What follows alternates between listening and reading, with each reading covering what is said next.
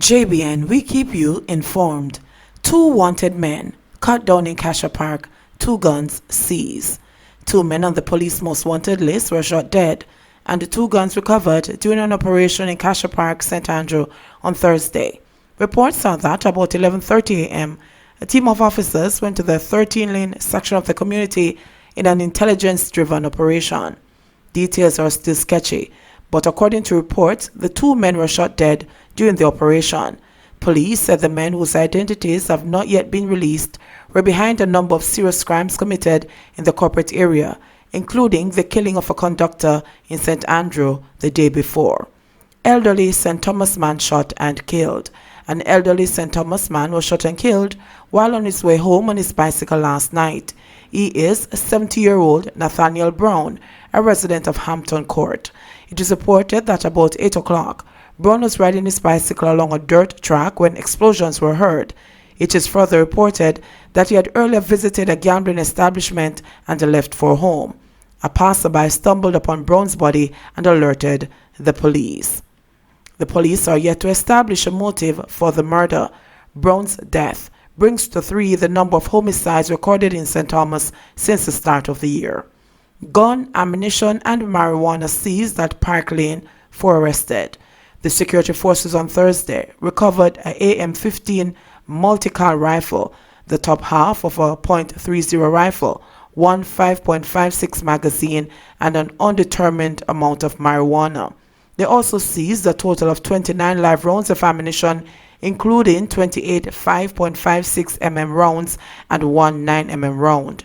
According to the security forces, a joint police-military team conducted a cordon search operation on 100 Lane and Park Lane in St. Andrew between 1:28 p.m. and 5:43 p.m.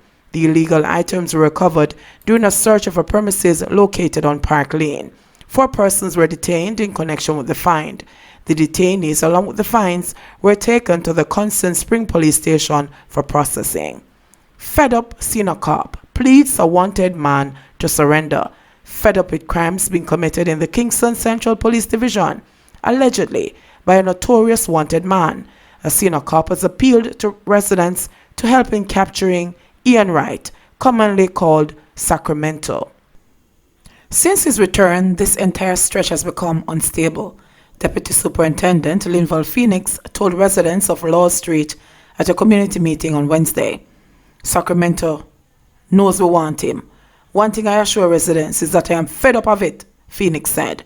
Wright, who is wanted by the police for murder, is known to have often eluded cops by running on rooftops. Phoenix said residents must convince him to get an attorney and to surrender to the police. According to the deputy superintendent, Wright had been absent from the community for some time, but since his return, shootings have spiked. If you see him, tell him to come over Central and don't let us go out and look for him. He loves to run on the house tops and we don't have any time to run him down on house. Tell him he can come in with his lawyer, the deputy superintendent said. He also warned Wright's alleged criminal associates that they too will be hunted. There is no yard in Parade Gardens will not go. Once evidence lead us there, he said, urging residents to dissuade their relatives from getting involved in crime and instead engage in positive and constructive skills training programs. In the meantime, Phoenix said the police will not issue party permits if gunfire and gang activity in central Kingston are not abated. Once it is safe, by all pleasure, come to Kingston Central with your applications, he said. Gregory Park Primary School teachers on edge after reportedly being threatened by a parent. A group of teachers at the Gregory Park Primary School in St. Catherine have reported a parent to the police after he made a number of threats against them on the school compound. The parent had visited the school Wednesday morning, minutes to 8, to address a squabble between his son and another child. However, his visit was not deemed civil when he started hurling idle threats at the teachers. The school's principal, Richard Williams, who had just arrived on the campus, had to intervene in the matter. He says the parent, after much reluctance and further threats, discarded the stick he had in his hand. The parent eventually left the campus after discussions with Mr. Williams.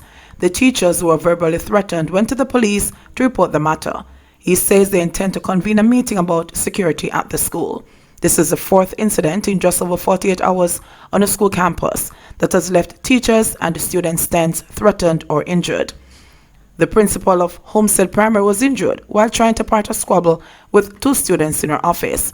The Dean of Discipline at the Orca-Bessa High School in St. Mary has also had to seek medical attention after he was attacked by a student. On Tuesday at Heltham High School, a squabble resulted in armed thugs entering the school compound to help a student attack another pair. Teen arrested after bringing knife to school. The Orca-Bessa High School student who allegedly attacked the Dean of Discipline at the school on Wednesday was arrested by the police Thursday morning after he turned up at school with a knife and an ice pick in his bag, accompanied by his father. Allegations are that the boy and his father went to the school gate with the boy demanding to see the Dean of Discipline. A plainclothes cop apprehended the boy, and when his bag was searched, the instruments were found. They were taken to the station, but it is unclear if they have been charged. Superintendent Bobbitt Morgan Simpson, who is in charge of St. Mary, confirmed that a student of the school had been arrested after an ice pick was found in his school bag. On Wednesday, the student allegedly attacked the dean after he told him and several other students that they could not attend classes unless they got their ear trimmed. Senior Vice Principal Donovan Thomas said the student ignored the dean as he took issue to being addressed by him.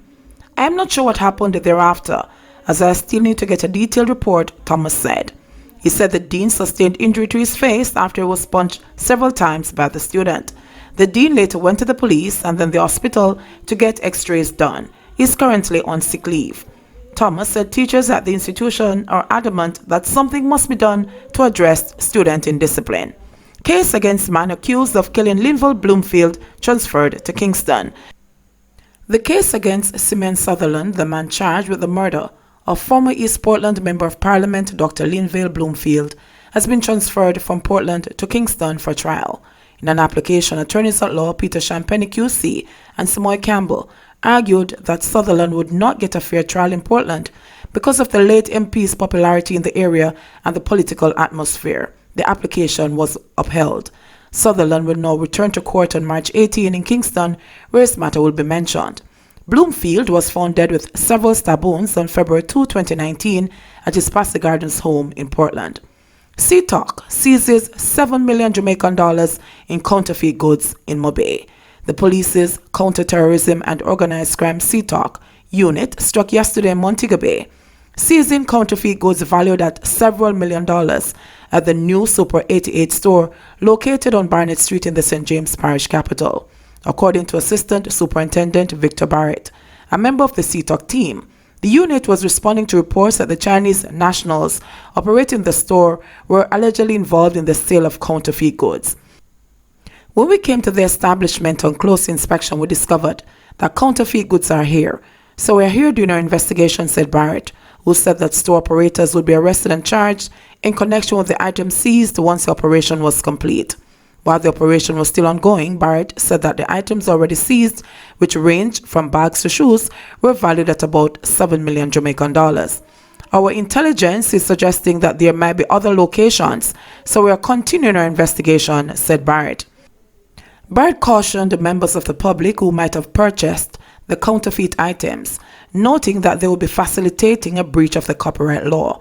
I would encourage the public that they should be careful when shopping for items. They should look out for the 3 Ps, the place in which you are buying, the price, and the product. Look at the packaging. You can smell some of the chemicals used in making the products. So the advice to citizens is to be careful that you're getting value for money and be careful that you're buying goods that are fit for humans, Barrett said. In recent months, CTOC has carried out several operations, seizing millions of dollars worth of counterfeit goods and arresting several persons linked to the illegal trade. New timeline given for construction of new prison. Fresh promises have again been made for a new prison to be built in Jamaica, but it has been greeted by strong skepticism from the Jamaica Federation of Corrections. National Security Minister Dr. Horace Chang has given a new timeline for construction to begin, but the chairman of the Jamaica Federation of Corrections, Arlington Turner, maintains that he will be satisfied only when it actually begins. It's been long established that the island's correctional facilities have exceeded their maximum capacity and are significantly overcrowded. The Federation of Corrections has been a long advocate for the construction of a new prison to relieve this burden, particularly because the prisons are too old for rehabilitation. He has also warned of the potential disaster if the island experienced a major earthquake due to the overcrowding combined with the old and weak infrastructure. Dr. Chang acknowledged that promises have been made in the past about the construction of a new prison. However, speaking in an interview on Wednesday, he stated that plans are now well developed for the construction to begin. We have looked at it. We have identified the land. We have looked at ways of financing it. We are also looking at new prisons, but this will have to come down the road, he said. JBN, we keep you informed. Please remember, subscribe, like, share, leave us a comment, and click the notification bell to receive our daily news items.